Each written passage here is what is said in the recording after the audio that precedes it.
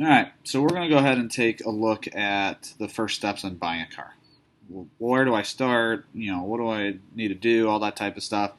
Assuming we don't have to worry about any of the financial side of buying a car, any of that stuff. We're going to go ahead and start looking at what kind of car we might like. Do we want something to haul people? Do we need something for performance? Do we want something that's good on gas? Whatever the case may be. So in this case, we're going to go ahead. We're going to look at an LX 570. So what you might do in Google is you might just go ahead and click Lexus. Now, first thing that pops up on in this particular place is Lexus of Orland. I'm not going to click on their website right off the bat. I'm going to go to the manufacturer website, which is just Lexus.com. So when I click that, it takes me to their website, and I can go ahead and start picking through different types of cars. In this case, I'm going to go ahead and pick the Lexus LX. And let's kind of go through and maybe customize it to our liking. So I'm going to build your LX, and I'm going to go ahead and go through which ones I want. So I recently built this 3-row LX 570. So that's what I'm going to go ahead and click on. And I didn't add a whole bunch of stuff. I didn't want to take up too much time just clicking through accessories and options and colors, but you can definitely take more time on that. But what I'm left with is a $94,215 MSRP price. This isn't my total price. In order to get my total price, I still have to figure out destination fees, gas guzzler fees, tax, title, registration. So there's still a lot more fees that are going to go into purchasing this car on top of that $94,000. So we need to make sure that we know that. And this is one reason I suggest paying cash for a car rather than financing, because a lot of those numbers and a lot of those fees can get lost in the financing, and then you don't really have an idea of what you're really spending on a car. So I've created this car, LX 570, built it exactly how I wanted it. Now I got to see, is this a good value? Is $94,000 something I should spend for this car? So one easy way to do that is to check Kelley Blue Book. So if we go to KelleyBlueBook.com, we can price new and used cars. If you have a vehicle that you want to know its value on, you can click My Car's Value as well. But we're going to price a new car out.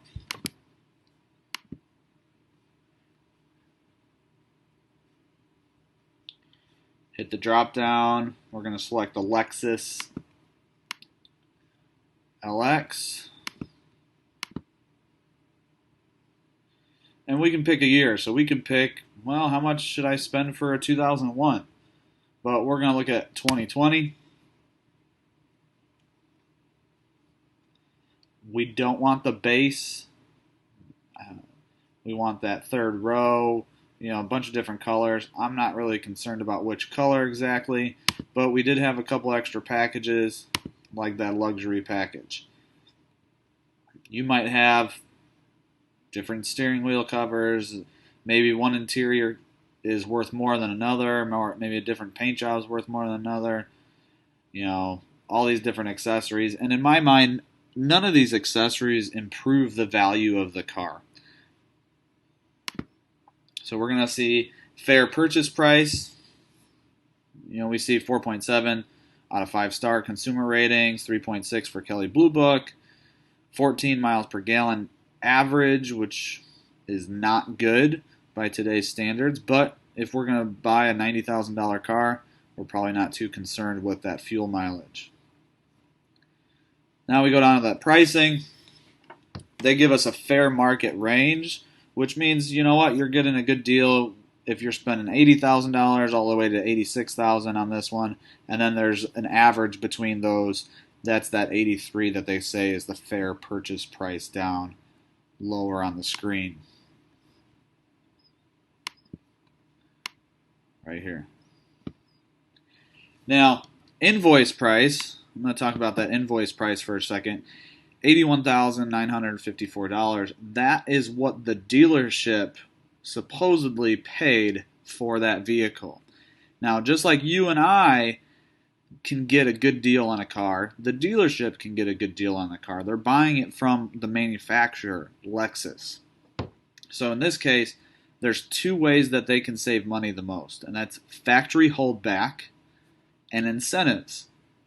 So there's lots of incentives when you go to buy a car, $1,000 cash back, 1.9% financing, things like that. Those are incentives. How can we convince this consumer to buy the car? Well, Lexus says the same thing. How can we convince Lexus of Orland to buy this car? How can we convince McGrath Lexus of Chicago to buy this car? So that almost $82,000 price for invoice is probably not what they paid. Saying the dealership paid invoice price is just like saying you paid MSRP, which doesn't happen very often. Now, after I have an idea, okay, this is a good price, this is maybe what I want to afford, now I ask myself, well, do I really want this car? So if you go to car complaints,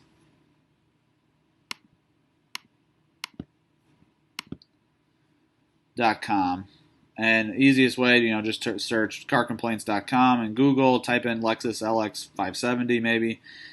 What you're going to get is you're going to get a layout, which this car is pretty good as far as complaints go, of complaints that people have made against this car. So 2017 is our worst year, and we only got 3 complaints. That's pretty good. And what I like to do is look at this stuff. A radiator coolant leak. Well, they might have hit something. That's really not that big of a deal to me. Some other issues, let's go to engine problems. Oil leak. Well, maybe that's a little bit bigger of an issue, especially for 2017. I really don't want to see things like oil leaks on newer cars, and 2017 is still a pretty new car. Now, you might say, I don't know if I want an LX 570. Maybe want a Land Cruiser instead. What I like to do is go to cars.com, research compare, and I can go ahead and select my Lexus LX 570, and I'm going to start comparing. And one of the best cars to compare this to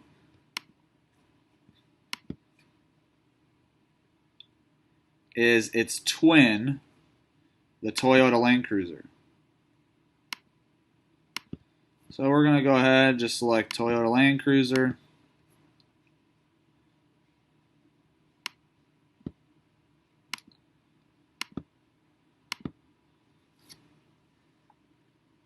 Now, when I'm comparing these two, I want to make sure that I select the specific models I'm looking at. So in this case, I'm looking at the 3-row. And I'll look at the base Land Cruiser. And what this is going to do, this is going to line up things like price and miles per gallon, engine performance, tow ratings, accessories, options, all those types of things. Maybe how big of a driver's space we have, leg room, headroom, how much luggage capacity do we have. So it's going to go through all those things. So this is something that I'm going to look at when I'm comparing which car do I want to buy. So all in all, once you've figured out what kind of car that you want to buy, then you can go ahead and start doing more research on what are good market values. Maybe if I bought this thing used, I can save quite a bit of money because it's depreciated. So we're going to factor all those things in as we're looking for the car that we want.